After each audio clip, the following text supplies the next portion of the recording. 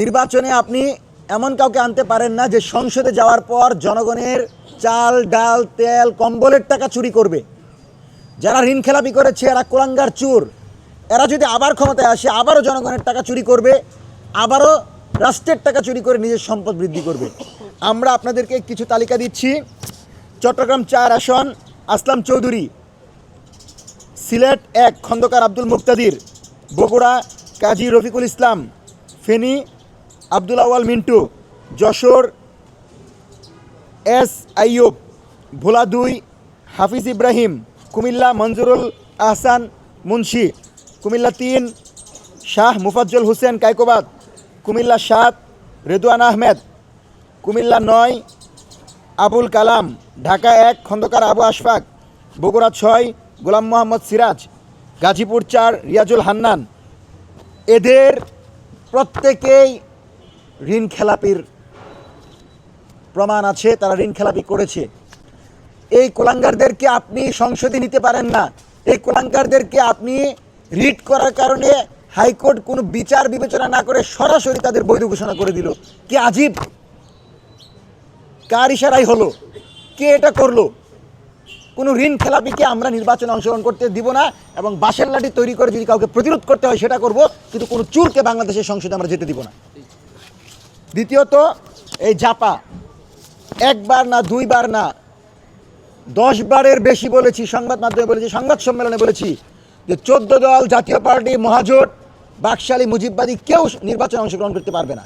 তারা যদি তাওবা করে সংশোধন করে আসতে চায় গণতান্ত্রিক পদ্ধতিতে পরবর্তী নির্বাচনে আসতে পারে, কিন্তু কোনো বিচার বিবেচনা ছাড়া খুনিদেরকে সরাসরি আপনি নির্বাচনের সুযোগ দিচ্ছেন। এবং কত বড় দুঃসাহস! জাতীয় পার্টি কালকে বলল তারা নাকি না ভোটের প্রচার করবে।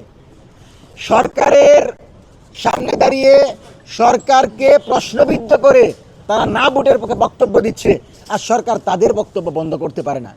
দেশপ্রেমিক বহু সাংবাদিকের মিডিয়া আপনি বন্ধ করে দিতে পারেন, বহু সাংবাদিকের চ্যানেল আপনি উধাও করে দিতে পারেন, তার ভুল আছে তাকে বিচার করতে পারেন, সেটা নিয়ে প্রশ্ন না, কিন্তু সেগুলোর ব্যাপারে আপনার যেমন আগ্রহ, কিন্তু এই দেশে বসে যারা ক্রমাগত আমাদেরকে হত্যাযজ্ঞ করছে তাদের আপনি বিচার করতে পারছেন না, তাদের প্রচার বন্ধ করতে পারছেন না।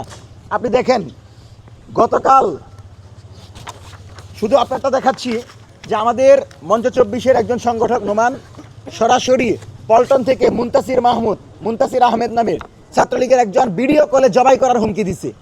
সে পল্টনে আছে এখনও, সে আমাদেরকে জবাই করার হুমকি দেয়, কিন্তু সরকার তাটা গ্রেপ্তার করতে পারে না। সে রাষ্ট্রবিরোধী কী করছে আপনি দেখেন, যে জুলাই নেতৃবৃন্দদেরকে নিয়ে কি করছে, সে সরাসরি এখানে জুলাই নেতৃবৃন্দদের কটূক্তি করছে, তাদেরকে হত্যার হুমকি দিচ্ছে। এমনকি সে গত পরশুদিন সরাসরি ভিডিও কল দিয়ে আমাদেরকে বলেছে যে প্রশাসন তাদেরকে কোনো কিছুই করবে না, এবং যখন আমরা এই মামলা নিয়ে যাত্রাবাড়ি থানায় যাই, সেই যাত্রাবাড়ি থানা আমাদের এটা গ্রহণ করতে চায় নাই। তাইলে যারা এখনও আওয়ামী লীগকে পৃষ্ঠপোষকতা করছে, আওয়ামী লীগের পক্ষে কাজ করছে, তাদেরকে গ্রেফতার না করে, তাদেরকে কারাগারে না রেখে বাংলাদেশে কোনো নির্বাচন হতে পারবে না, এবং সেই নির্বাচন সুষ্ঠু হবে না। আপনি লক্ষ্য করেন যে প্রফেসর ইউনূস বাংলাদেশের অন্তর্বর্তীকালীন সরকার, তার বৈধতা আমরা জুলাইয়ের ম্যান্ডেট দিয়েছি।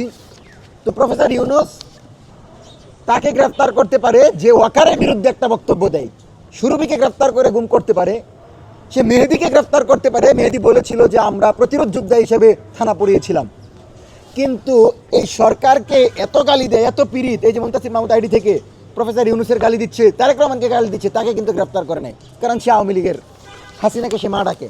তো আমাদেরকে জবাই করতে পারে, হুমকি দিতে পারে, সেই আইডিগুলো সচল থাকতে পারে, সেই চ্যানেলগুলো সচল থাকতে পারে, কিন্তু আমাদের জুলাই চ্যানেল বন্ধ করে দেওয়ার জন্য আপনারা খুব উদ্গ্রীব। সুতরাং এই সরকার যে কোন পথে হাঁটছে এটা আমাদের বোঝা হয়ে গেছে।